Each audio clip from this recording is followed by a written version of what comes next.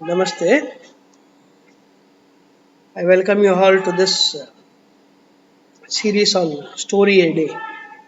How stories can transform our lives, and how a story has made an impact on my life. And the stories I collected from different sources. I do not know I cannot quote the exact source where from I got, but my humble pranams and respects towards the people who have told me stories in different forms. So today I'm going to tell you a story about what inspired me for becoming more and more responsible. See, there was one village. In that village, okay, one farmer was there, and every time that farmer was getting the best farmer award. Whatever the crops he grows, he used to get the best, best farmer award. Then one fine day, one interviewer went to him, okay. And when the interviewer went and asked him that, what is the secret of your success? How come every time you are growing a very best crops? And what is the secret? And the farmer says, no, what I do normal practice is once whenever my crops comes, I just make it a point that I distribute all these seeds and a portion of my this one to all the other farmers, surrounding farmers. And also aside, you even after around the out of the village also, I just throw my seeds around. What? You growing such a wonderful crops? Still, you are donating to some of the people, and also you are dispersing the high quality seeds outside the village. Why? What is the?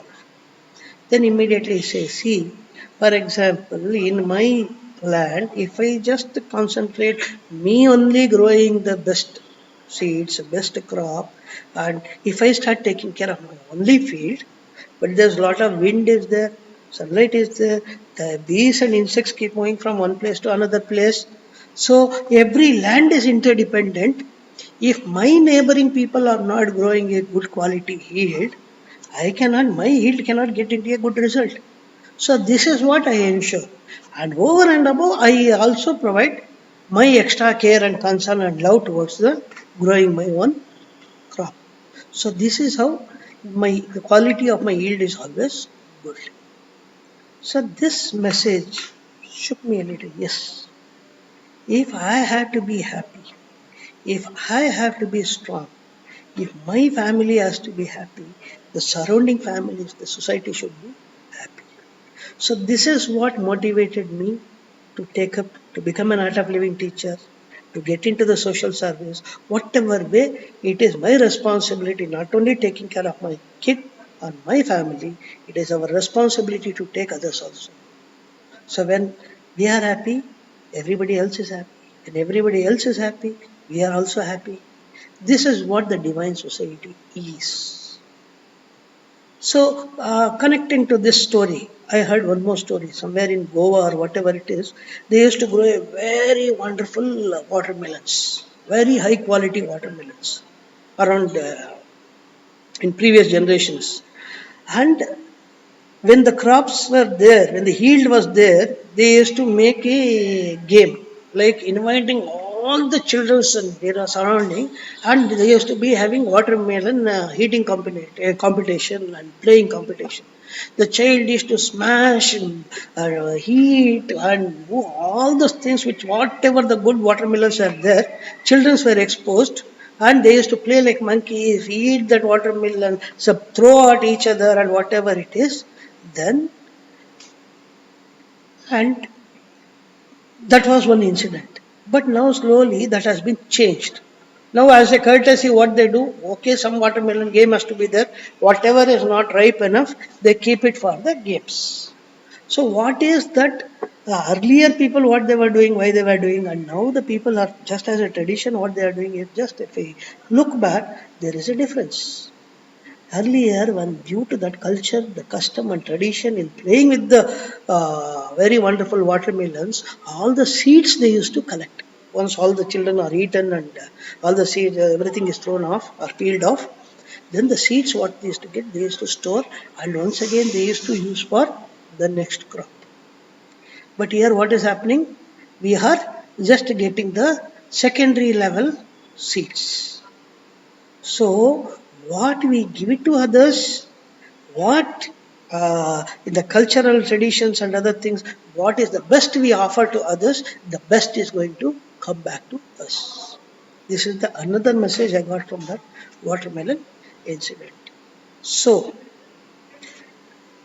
in what way it has changed my life is, I earlier when my child was born, as every father or parent, how they feel is they want to give the best to their child, best education, best society. And the moment when we hug our kid, child, whatever it is, that love and affection and that responsibility, what we get, what we want to contribute, I was also filled with that sort of sensations and thought processes. Then I was searching for what is the best education system, where I can. Then even I went to Vishakhapatnam for a 20 days of getting. Thought of quitting my job and also wanted to settle in Gurukula in Vishakhapatnam just to give a wonderful education to my kid.